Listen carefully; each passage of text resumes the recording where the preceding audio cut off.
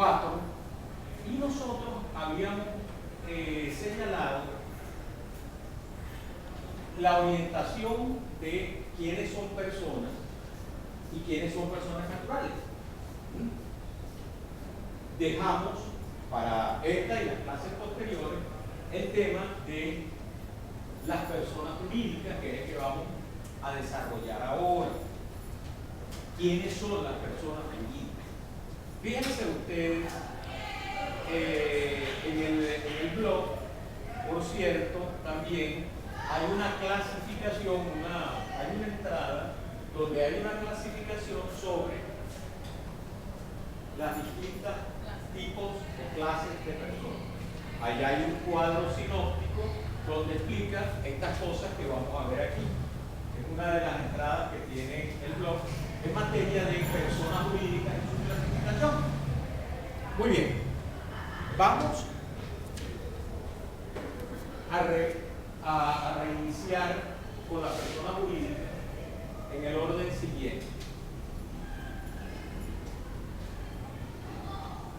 La persona jurídica, como ustedes vislumbraron en la clase anterior,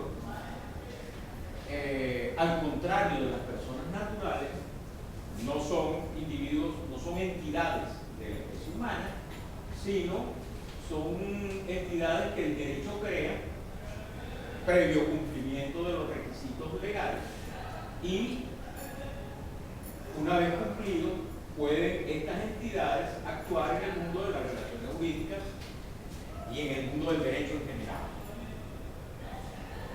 Nuestro Código Civil nos dice quiénes son las personas jurídicas. Y vamos a empezar por lo que el Código nos dice en el artículo 19 del mismo. Artículo 19 del Código. Ajá, mi reina, artículo 19, por favor. ¿Quiénes son personas jurídicas? Son personas jurídicas, por lo tanto, capaces de obligaciones y derechos. La nación y las entidades políticas que la componen. Párate allí. ¿Quiénes son personas jurídicas? La nación y las entidades públicas que la componen. La nación y las entidades políticas que la componen. y las entidades políticas que la componen. Vamos a ir por partes. Cuando se habla de nación, ¿a quién creen ustedes que se refiere el legislador allí? ¿Me está preguntando o te está contestando? En la primera clase dijimos que no era lo mismo. Es verdad, no es lo mismo nación que Estado, pero pero aquí el legislador venezolano utiliza y equipara el término nación con el término Estado. Entonces, este es uno de los ejemplos donde aquí nos dice quiénes son personas jurídicas. La nación y las entidades políticas que la componen.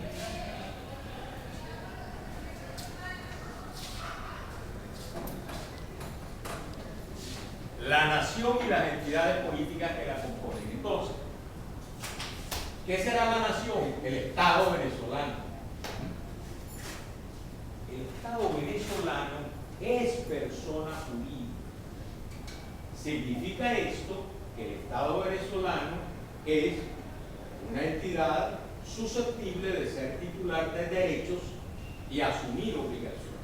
Entonces, ya el Código nos empieza a señalar quiénes son las personas jurídicas y empieza en primer lugar con la nación y las entidades políticas que la componen. ¿Cuáles son las entidades políticas que componen la nación venezolana en el lenguaje del Código Civil? ¿Cuáles son las entidades políticas que componen a la nación venezolana?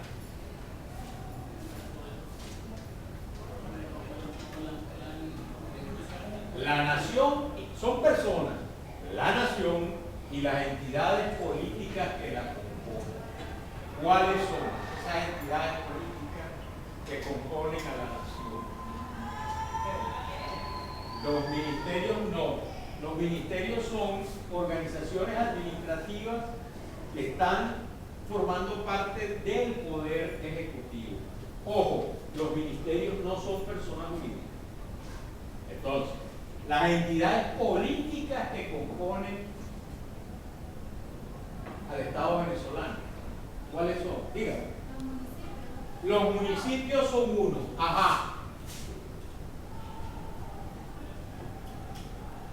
Ajá. Los estados. Qué difícil. Muy bien. Fíjense, cuando el código nos habla de entidades políticas que componen al Estado venezolano, a la nación venezolana, nos estamos refiriendo a esas organizaciones, esas entidades que políticamente conforman al Estado venezolano, y son los estados y son los municipios.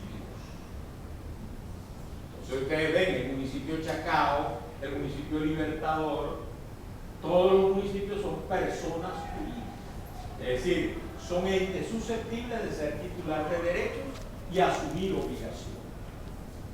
Los estados, Estado Miranda, Estado Guárico, Estado Anzoátegui, todos son personas jurídicas. Las parroquias, ¿No le oigo? las parroquias. Las parroquias no, porque no están establecidas por la ley.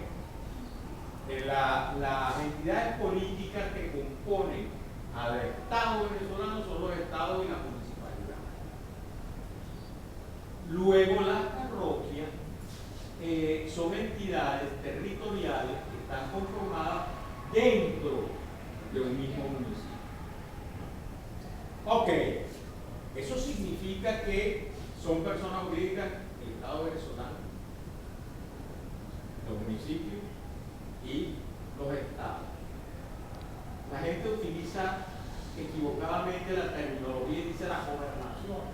No, las gobernaciones no, son los estados.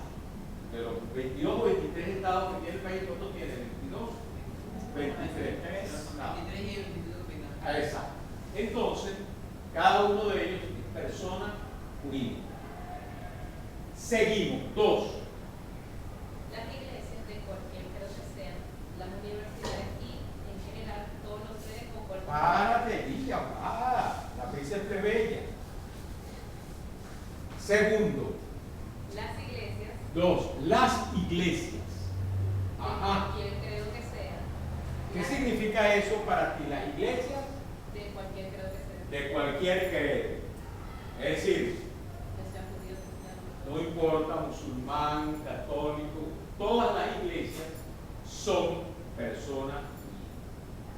Cuando el código habla de iglesia, olvídense y quítense de la cabeza el templo. Me explico, porque a veces se incurre eso en el error en las evaluaciones. No tiene nada que ver la iglesia físicamente, el templo, no. La entidad, la iglesia musulmana, la iglesia católica, es la que es persona. Y dice que las iglesias de cualquier credo o las iglesias de cualquier culto, de cualquier credo que sea. Fíjense ustedes también, solamente a manera de información, en el caso de las iglesias, no basta que 10, 20, 50 personas se unan en torno a una fe común y dicen, bueno, esta es la iglesia X, y ya por ese solo hecho somos personas jurídicas, o es persona jurídica. No.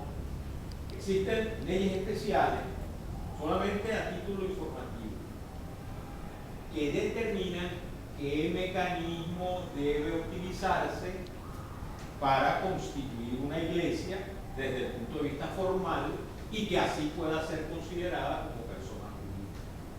¿Me entienden? En el caso de la Iglesia Católica hay una situación muy particular que es importante que tengan presente, que estén informados por la Iglesia Católica. Además de ser persona, la Iglesia Católica como todas las iglesias, regularmente constituidas, existe una ley especial que regula las relaciones entre el Estado venezolano y el Estado del Vaticano.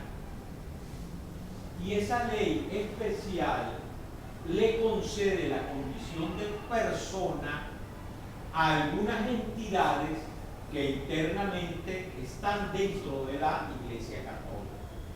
Por ejemplo, ahí sí, las parroquias en la Iglesia Católica, de la Iglesia Católica, son personas jurídicas.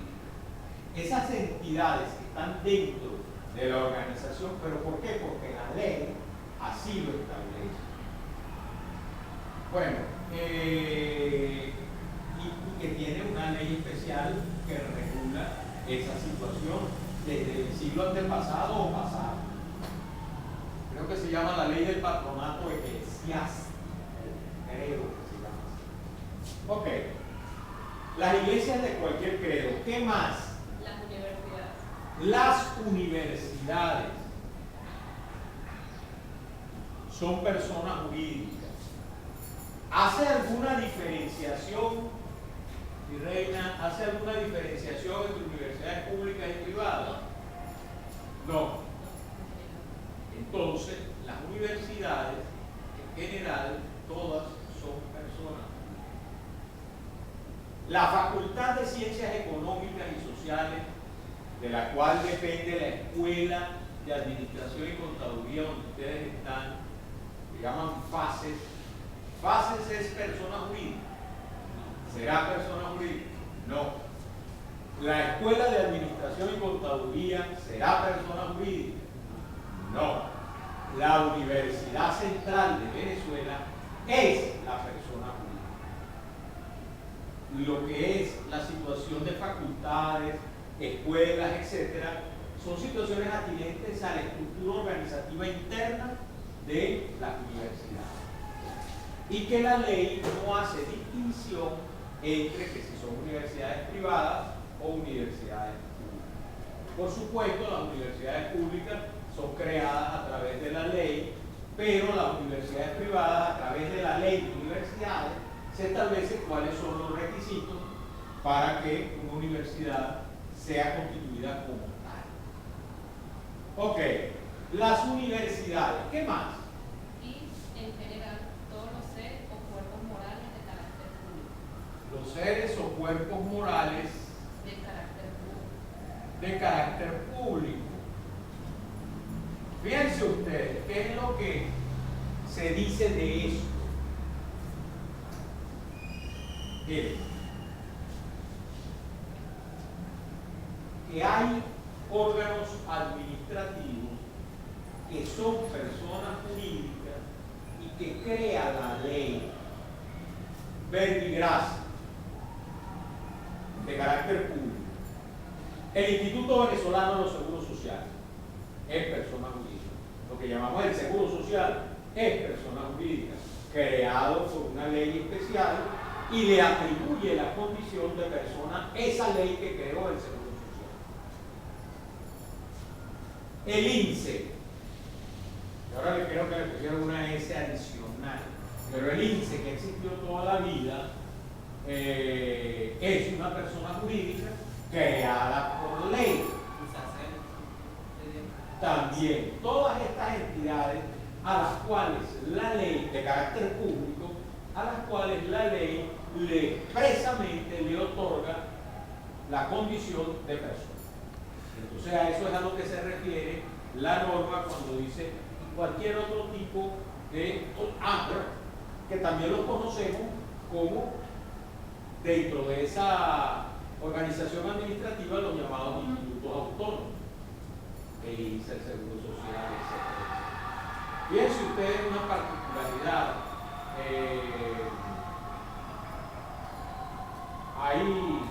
Hay personas jurídicas creadas por ley, como por ejemplo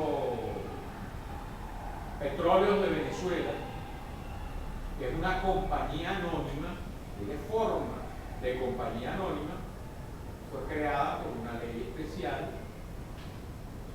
que debe esa es una empresa del Estado en forma de compañía En anónima. ese caso no debería ser una empresa del Estado por situación de que el Estado es el mayor accionista Ajá. de esa empresa. ¿Sí? Lo que llama la nacionalización de que el Estado asume la, Es que, la mayoría accionaria. pero sigue siendo una persona jurídica distinta al Estado, así sea su único accionista. Ok. La tercera categoría de personas son Las asociaciones, corporaciones y fundaciones lícitas de carácter privado. las asociaciones, corporaciones, las asociaciones, corporaciones Y fundaciones lícitas de carácter privado. y fundaciones privadas. Siempre la ley, a veces, fundaciones lícitas. Una fundación ilícita no pudiera tener la condición de persona. Pero bueno, entonces, hablamos de asociaciones, corporaciones y fundaciones. Fíjense lo siguiente. Cuando el Código Civil habla de asociaciones, y es una asociación civil, pero hacen también muchas diferencias. Se habla de asociaciones civiles con fines de lucro, asociaciones civiles sin fines de lucro. Todas ellas son personas jurídicas. Ustedes ven, por ejemplo, y esto es bien importante para el ejercicio de vuestras profesiones, saber cuál es la estructura de cada persona jurídica, porque dependiendo de ellos inclusive tributarán. Entonces, no es lo mismo, mire, la Fundación del Niño con Cáncer, que es una persona jurídica, que la compañía anónima Juan el Chichero, que vende chicha. Entonces, ¿cómo tributa la compañía anónima vendedora de chicha? ¿Cómo tributa la Fundación del Niño con Cáncer?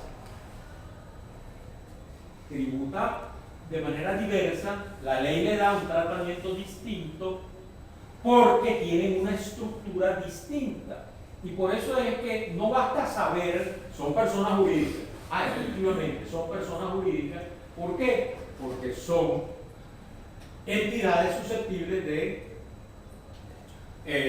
ser titulares de derecho y asumir obligaciones. ¿Está bien? Pero, ¿qué es una fundación? ¿Qué es una sociedad civil? ¿Qué es una compañía anónima? Todas son personas jurídicas. Entonces, de ahí que es importante conocer cómo es la forma de estas personas jurídicas, porque en función de su forma, el tratamiento que le da el derecho a las distintas personas jurídicas varía. Una compañía anónima dedicada a la actividad bancaria, o sea, un banco, tiene un tratamiento legal absolutamente distinto que cualquier otra.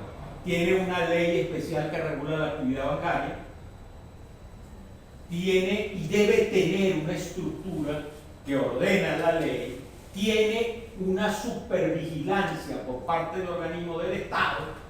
Entonces, miren, tiene esa persona jurídica que ustedes como profesionales tienen que atender a cuál es el estatuto legal de esa empresa, en este caso un banco, para que ustedes puedan desarrollar su actividad profesional.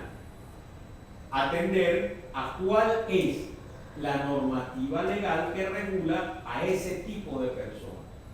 Si ustedes ven una compañía anónima dedicada a la actividad aseguradora, hay leyes especiales que regulan la actividad aseguradora, hay leyes, hay controles para esas, controles públicos u oficiales, y entonces el desempeño del profesional de la contaduría y de la administración tiene que atender a cuál es la forma de esa persona jurídica para ver cómo desenvuelven ustedes su actividad profesional. Es importante, porque y eso es derecho, y eso tiene que ver, quieranlo o no, con su profesión. Y si seguimos más adelante, vemos, por ejemplo, hay asociaciones civiles con fines civiles, no mercantiles.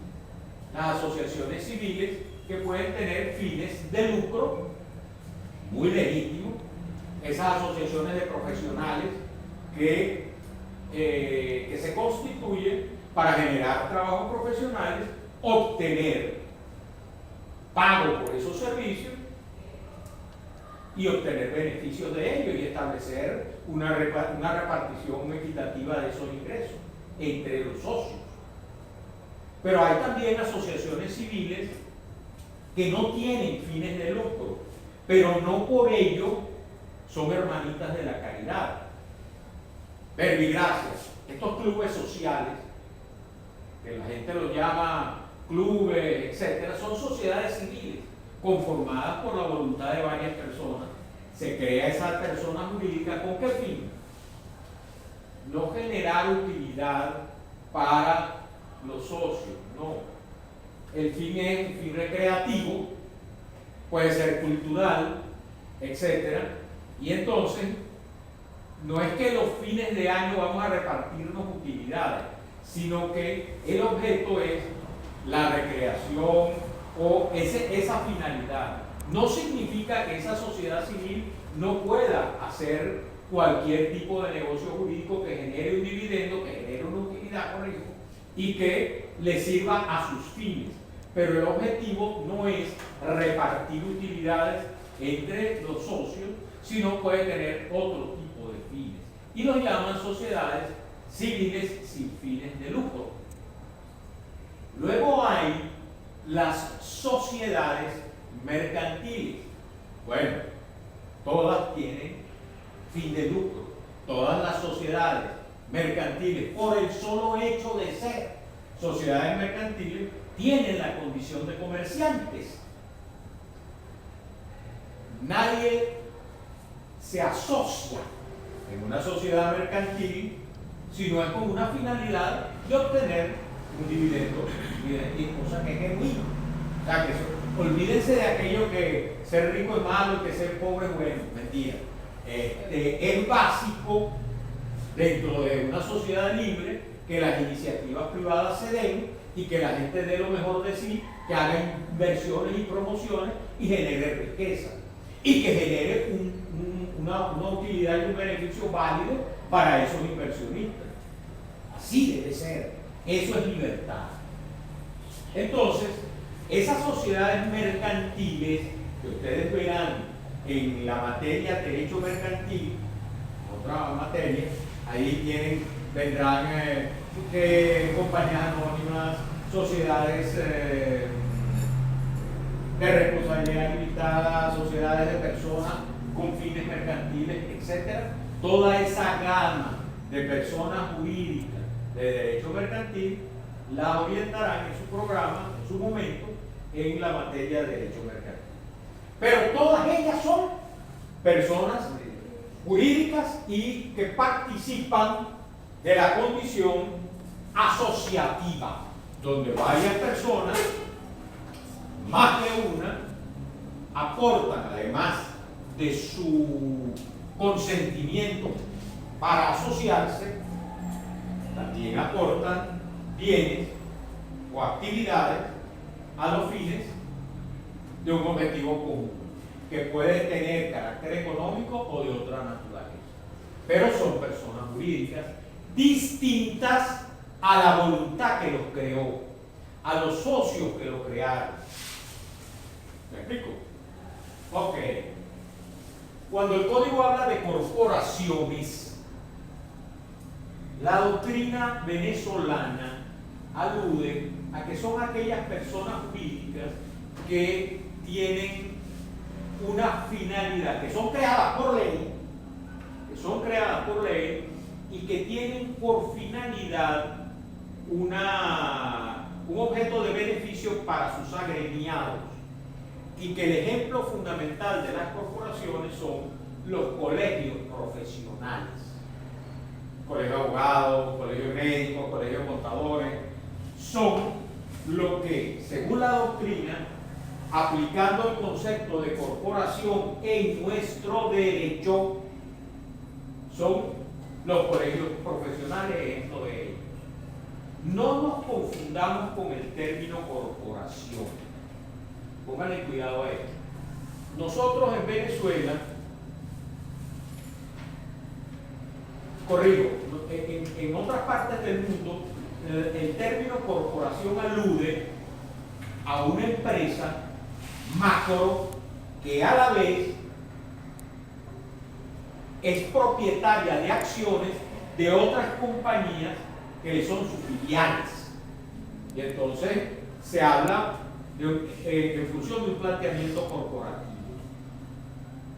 El término corporación en el derecho venezolano no tiene esa consideración. Si ustedes pueden perfectamente ver, la corporación no está condicionado a la existencia de eso que en el derecho anglosajón hablamos de grandes corporaciones. O sea, ustedes pueden ser Corporación Venezolana de Fabricación de Chicha, feliz de la vida le ponen ese nombre y no hay problema. Entonces, cuando aquí el código nos habla de corporaciones, la doctrina venezolana ha considerado que el código va referido a este tipo de personas jurídicas creadas por ley, verbigracia, colegios profesionales, verbigracia, sindicatos, que tienen un fin como por ejemplo de comercialización de bienes y servicios. La fundación es una persona jurídica que se crea y que es la persona jurídica que no es corporativa ni asociativa, puede crearse con la voluntad de una sola persona, inclusive puede crearse por testamento, con la voluntad de una sola persona, donde afecta a esa persona un patrimonio determinado a un fin específico. Y ese fin no puede ser otro sino un fin cultural,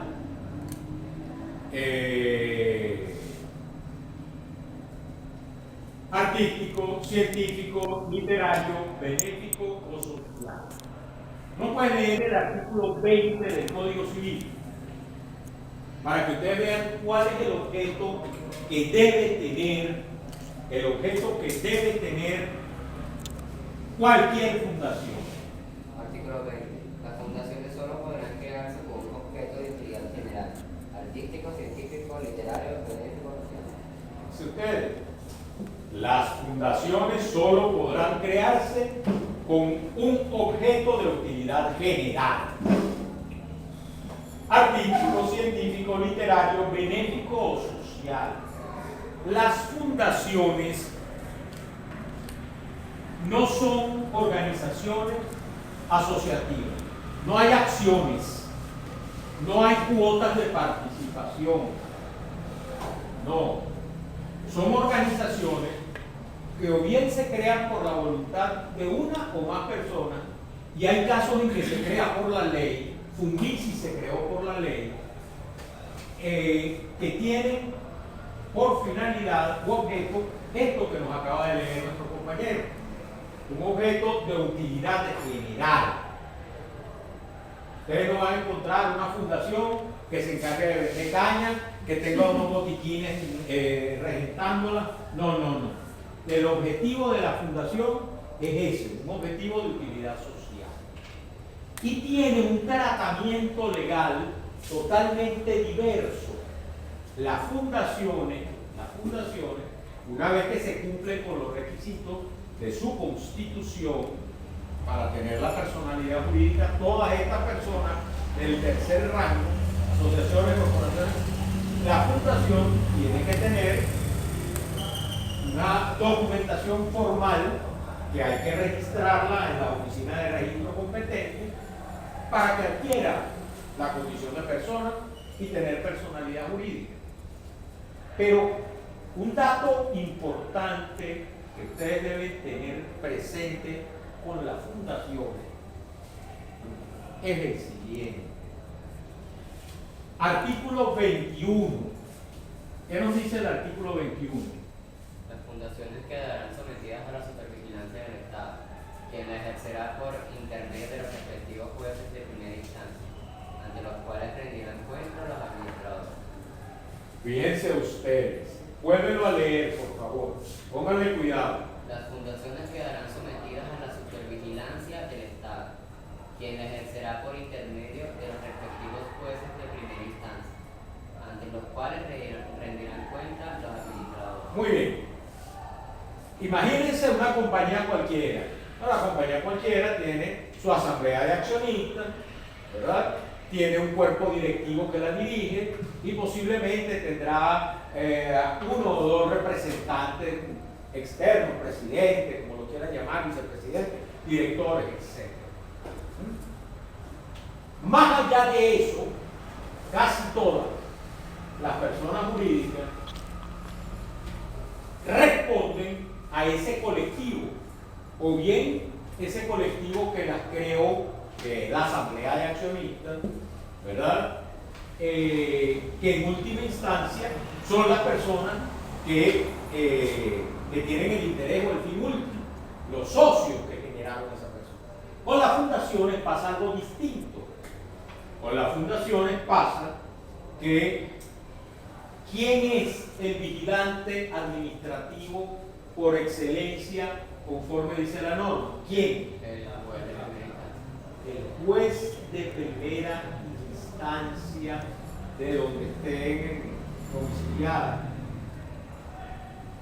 Esa es la autoridad máxima a la cual las fundaciones deben reportar y ante los cuales rendirán cuenta los administradores. No importa la estructura administrativa que pueda tener la fundación. Pueden tener sus contralorías internas, sus administradores, pueden tener todos sus controles, etc. Pero por encima, todos los administradores de las fundaciones deben rendir cuentas de la actividad de la fundación a el juez de primera instancia, que es realmente el rector y el tutor de toda la actividad administrativa de la fundación. Eso no existe en el resto de las personas jurídicas. Y fíjense con las fundaciones, ¿verdad?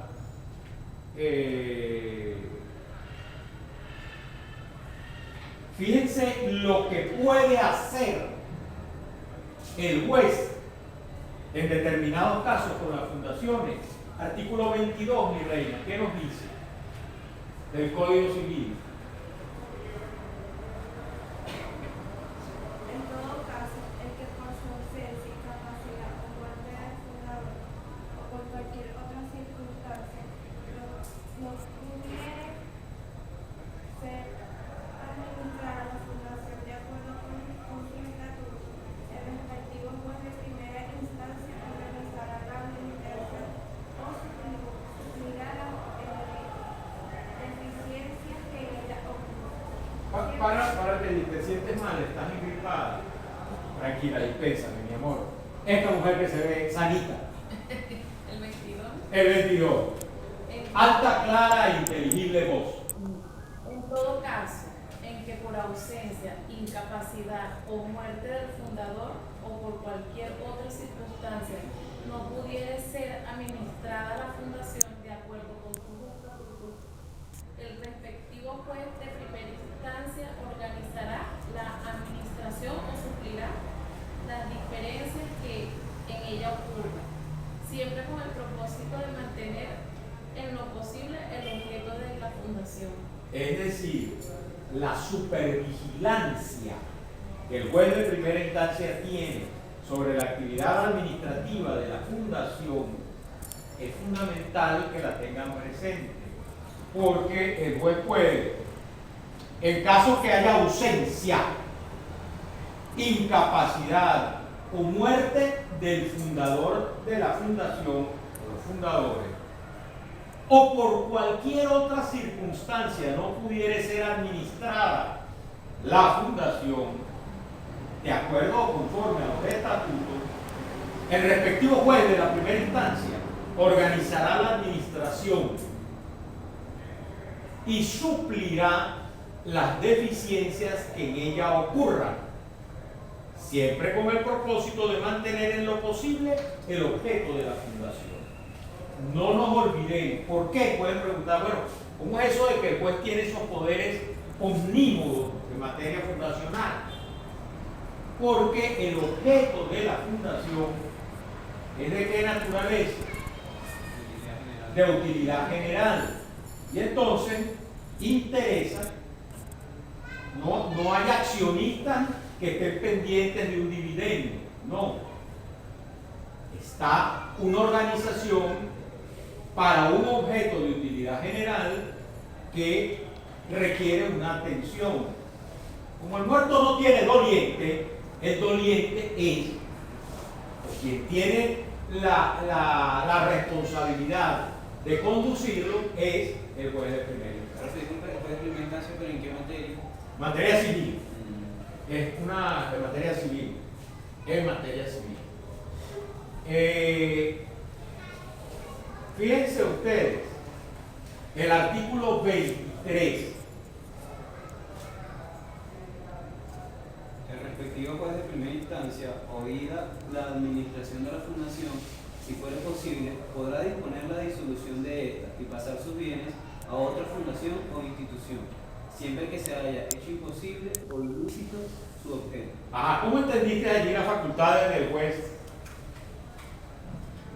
Que el juez de primera instancia tiene la facultad de disponer de la disolución de la administración en caso de que la administración. Disponer de la disolución de la fundación. De la fundación. La fundación en caso de que se haya corrompido o algo y se usaba para fines que no fue creado. Entonces, el juez, oída la administración de la fundación, él puede disponer la disolución de la fundación y pasar los bienes, fíjense, pasar los bienes a otra fundación o a otra institución. Nos vemos entonces en la próxima clase, que es el martes.